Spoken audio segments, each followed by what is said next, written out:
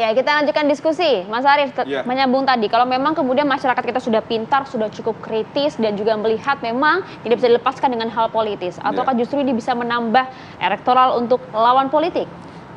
Tentu saja untuk melihat apakah ini berdampak terhadap elektoral pada lawan politik atau tidak, itu tentu saja harus melihat survei dulu. Tetapi kita bisa coba analisa bahwa kalau kemudian isu ini tidak direspon oleh publik, tidak dimakan oleh publik, tentu isu ini tidak akan berdampak apapun terhadap elektabilitas baik lawan atau yang coba dihantam. Itu saya kira apakah ini punya dampak atau enggak. Saya kira soal pilihan isu juga menjadi penting. Ketika isu itu sekedar dalam tanda petik gorengan, tentu saja respon publik juga tidak akan positif dan bisa jadi malah sebaliknya. Tetapi kalau kemudian memang sebuah isu atau peristiwa politik itu benar-benar kebutuhan publik dan menjadi atensi publik, tentu saja masyarakat juga akan memberikan atensi dan apresiasi. Karena permasalahan begini Mas Arief, ini tentu makanan publik karena saat ini sedang gencar-gencar membahas mengenai sepak bola dan lain hal. Belum lagi 63% dari pemilih kita adalah para pecinta bola, begitu. Iya, betul. Memang pemilih sepak bola di Indonesia itu cukup besar dan karakternya fanatik, melebihi fanatisme partai politik. Sehingga kalau kemudian ada peristiwa sepak bola yang kemudian ditolak oleh tokoh politik, itu bisa jadi akan menurunkan elektabilitas. Kita tahu misalnya Pak Ganjar kemarin statement menolak Piala Dunia usia 20. Israel ya waktu itu ya? Iya, itu dari banyak survei termasuk saya lakukan, itu dia turun secara elektabilitasnya. Oke. Nah, soal satu lagi itu kalau misalnya Mas Arief bilang karena munculnya isu ini kan banyak yang menumpang, ada yang bisa memanfaatkan juga. Tapi kalau misalnya kita tarik ke peristiwa kemarin, ada Ketua PSSI yang juga Menteri BUMN, ada PUPR, ada Menpora yang berkomentar dan hadir ke stadion gitu. Ini kan tanpa mengecilkan arti level Piala Dunia U17 gitu ya. Tapi untuk gestur pejabat datang ke JIS mempersiapkan segala sesuatunya, ini maknanya apa, Mas?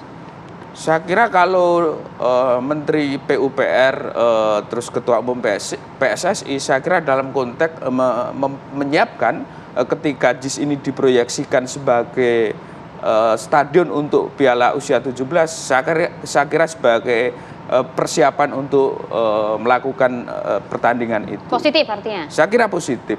Dan saya kira pernyataan Ketua Umum PSSI bahwa sebaiknya kita menunggu rekomendasi dari FIFA itu saya kira lebih objektif daripada kita berpolemik. Oke. Saya ke Bung Toel, Bung. Ya. Soal rumput saja ya. Rumput kemarin saya nggak ngerti ya soal rumput gitu. Tapi begitu melihat di medsos, minimal di Twitter gitu, kok yang dicek cuma di pinggirnya doang, yang tengah dong cek sekalian, satu itu rumput. Kemudian akses, katanya bus double decker nggak bisa masuk ke situ. Kok bisa misalnya stadion sebesar itu dengan akses yang terbatas, kemudian bisa menjadi venue Piala Dunia. Lanjutannya lagi, timnas kita tuh U17 tuh gimana sih dalam kontestasi nanti, dalam turnamen nanti bisa berbicara banyak nggak? Yang mana dulu nih saya jawab? Rumput ya? Rumput pertama. Rumput itu kan menurut saya sih kalau langsung menyatakan tidak sesuai standar FIFA agak offside ya. Kalau istilah sepak bola offside gitu. Prematur offside gitu loh. Jadi memang kemudian seolah diperbaiki bahwa oleh Ketua Umum PSSI lebih baik kita tunggu verifikasi dari FIFA. Menurut saya itu menjadi lebih bijak lah. Karena FIFA lah yang paling paham soal konstruksi spesifikasi stadion yang sesuai dengan kemauannya atau persyaratannya. Lalu yang perlu dilihat soal rumput ada konsep keseluruhan stadion ini, desain awal ini yang Buro Hapol bikin gitu. Lalu juga soal hybrid yang di JIS ini kan lebih cocok untuk daerah pesisir gitu. Seperti Jakarta Utara ini kan menurut saya sih pilihan yang terbaik, atau pasti ada alasannya kenapa pilih hybrid, bukan natural misalnya gitu kan.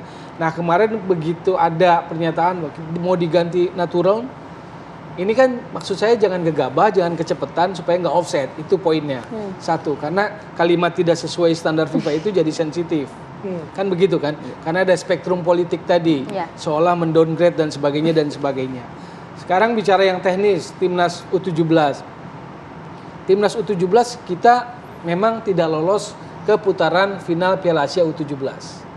Asia itu wakilnya 4. Jadi yang masuk semifinal kemarin lolos nih ke Piala Dunia. Ke Piala Dunia nanti di kita. Ada Jepang, ada Iran, ada Korea Selatan, Uzbekistan. 4 tim itu yang lolos. Jadi secara level kompetitif tentu karena kita nggak lolos ke putaran final ya. Jadi intinya begini, kita sih apresiasi sebagai insan bola kita senang. Ada turnamen selevel Piala Dunia walaupun itu 17 ada di kita. Yeah. Tapi pada dasarnya memang kompetisi usia muda kita di usia level ini memang belum tertata rapi juga. Mau bahkan yang level elitnya, elit pro academy pun belum sempurna. Gitu loh. Tiba masa tiba akal kebanyakan. Bukan nggak ada klub yang nggak punya akademi, tapi rata-rata tiba masa tiba akal. Apa itu maksudnya? Sebulan sebelum kompetisi dibuka pendaftaran, anak-anak SSB seleksi, dapatlah pemain, mainlah kompetisi 2 bulan, 3 bulan, selesai 3 bulan bubar gitu. Itu kan bukan elit pro academy yang sesungguhnya. Itu faktanya. Suratin tersebar di beberapa provinsi, tapi bobotnya berbeda-beda. Nah itu sebetulnya tugas federasi kalau PIC-nya direktur teknik untuk membenahi itu semua, untuk bikin fondasi yang bagus. Nah sekarang itunya belum dikerjakan, tapi panggung mewahnya udah ada gitu, sebetulnya gitu. Ya nggak apa-apa panggung mewahnya ada, ya mau nggak mau ya kita harus siap aja gitu loh. Ya, artinya karena pertanyaan Bayu agak susah, gitu loh. Kan kalau saya bilang saat ini belum siap, ya tega banget gitu ya. Ya artinya kan Indonesia lolos karena sebagai tuan rumah. Yes. Dan harus bersaing juga dengan timnas lainnya. Nah satu lagi tadi yang belum terjawab Bang. Rumput sudah kita bahas, tapi kita merimain soal akses juga gitu. Soal bus double decker lah dan lain sebagainya. Itu sebenarnya standarisasinya seperti apa dan JIS sudah punya itu atau belum? Ya saya mengkonfirmasi bahwa dalam master plan yang mengkonfirmasi tentang JIS lah, mencari pengetahuan bahwa dalam master plan yang dibuat katanya ada 4 jalur masuk, bukan 1 yang Rambara. Belum selesai berarti ini ceritanya ya? Ya belum terintegrasi semua karena menyangkut juga transportasi publik dan sebagainya. Baik itu yang lewat KRL nanti akan ada masuk ke dalam stadion maupun lewat tol dan sebagainya lah. Detailnya saya nggak ini, tapi disebutkan master plan-nya yang Buruh Hapol bikin juga ada. Bukan hanya 1 gitu loh. Tapi bahwa saat ini katakanlah belum siap atau tersedia terintegrasi semua, yaitu yang rupanya akan disiapkan, akan diperlengkapi. Menurut saya sih itu normal, tetapi karena ini ada spektrum politik, maka kata-kata renovasi, kata-kata ganti rumput menjadi sensitif gitu loh. Ya, belum lagi kemarin juga Pak Erick Thohir juga sempat sampaikan bahwa kita sama-sama ingin membuat JIS bisa digunakan untuk Piala Dunia U17. Sepakat itu kan. Tapi kemudian disampaikan pula ada tambahan kalimatnya di sana bahwa kalau saat ini kemudian FIFA mengecek secara langsung di JIS, salaman sama saya akan ditolak. Anda melihat hal itu juga? Saya nggak seyakin itu. Maksud saya gini, harus untuk kita Piala U17 ya kita makanya saya bilang filosofi Piala Dunianya harus kita pahami. 17-20 itu development. FIFA tidak punya requirement yang sama seperti Piala Dunia utama. Maksud saya kalau kita bandingkan dengan Argentina, itu juga beberapa stadion rumputnya nggak terlalu bagus. Ada yang gundul-gundul di La Plata, di Santiago gitu loh. Jadi buat saya artinya kita percaya diri lah, apalagi kita kena limpahan. Kita kan status emergensi. Peru nggak siap, kita datang nih. Kan FIFA juga harus tertolong sama kita gitu loh, sama Indonesia. Jadi positioning kita ya, meski ranking kita masih di bawah ya nggak perlu ini banget. Kita respect, kita taat pada aturan FIFA, tapi juga maksud saya karena ada situasi background itu, kita Peru nggak siap loh, lalu Indonesia yang dipilih gitu. Ya artinya kan menurut saya sih standarisasinya itu harus dipahami berbeda-beda. Oke, berarti kalau misalnya memang kita lihat yang tadi Bang Toel bilang ketika Piala Dunia U20 di Argentina lapangannya masih banyak bolong-bolong. Ya menurut saya gitu loh. Ya U17 di JIS ya mewah juga ya Bang ya kalau gitu kan rumputnya masih mewah itu sih. 80.000 kan? Ini 82.000 single seat kan? Iya. Look, kapasitas penengahnya 2.400. Jadi kalau Bayu nonton ke sana, tribun penonton pasti terang. Jadi jangan bawa selingkuhan kalau ke JIS. Kok ininya apa namanya? Bercanda, jokes. Nanti kan kesorot kamera, bahaya itu. Karena terlalu terang gitu. Iya. Ya, kalau mau selingkuh jangan di jis gitu kan. Jadi ke saya.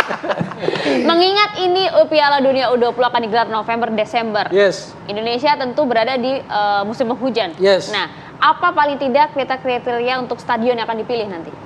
Kalau yang sudah sesuai persyaratan kemarin FIFA standarisasi U20 kan sudah.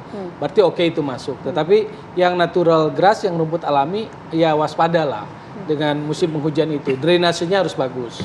Apalagi biasanya akan dipakai 2 kali dalam sehari pertandingan. Maka kemudian pilihan hybrid itu pilihan yang paling terbaik, terutama di daerah tropis dan pesisir seperti JIS, Jakarta Utara. Makanya saya pikir pemahaman tentang rumput itu harus utuh dengan konsep awal pembangunan stadion, termasuk yang atapnya penuh. Kan JIS atapnya penuh. Apakah FIFA bisa menyetujui standar stadion yang atapnya cuma barat dan timur? Bisa, nggak masalah juga. Ada stadion yang disetujui juga yang atapnya cuma barat dan timur gitu. Jadi sebetulnya tergantung saklek banget gitu ya? Iya, tergantung kebutuhan juga. Apalagi untuk 17 dan 20 masih memungkinkan. Oke, baik, saya ke Mas Arief. Yeah. Jadi kalau membaca perbaikan JIS bermuatan politis, bisa menjawab ini secara tegas, ada muatan politisnya di sini?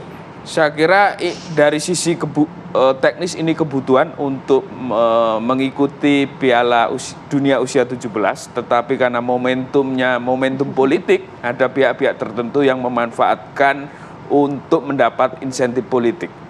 Jadi tujuannya sebenarnya memang untuk Piala Dunia 17, tapi sambil menyelam minum air gitu maksudnya. Oke, tapi sekali lagi mungkin kita juga berharap bahwa Bung Toel, insan sepak bola, kita semua pecinta sepak bola, bahwa pelaksanaan Piala Dunia U17 di Indonesia ini bisa menjadi pelaksanaan yang baik, membuka atau memperluas kepercayaan dunia sepak bola internasional pada Indonesia. Bukan begitu, Bang? Betul, jadi trigger, pemacu. Jadi trigger, pemacu. Kita menjadi tuan rumah yang baik lah nanti di Piala Dunia U17. Kita tunggu juga bagaimana kemudian nanti sertifikasi FIFA terkait dengan JIS. Itu yang kayak lebih bijak ya untuk kita bicarakan. Pemirsa, kami akan jeda terlebih dahulu. Sejeda kami akan membahas mengenai polemik Ponpes Al Zaitun. Kita akan hadirkan laporan langsungnya dari Indramayu saat lagi untuk Anda.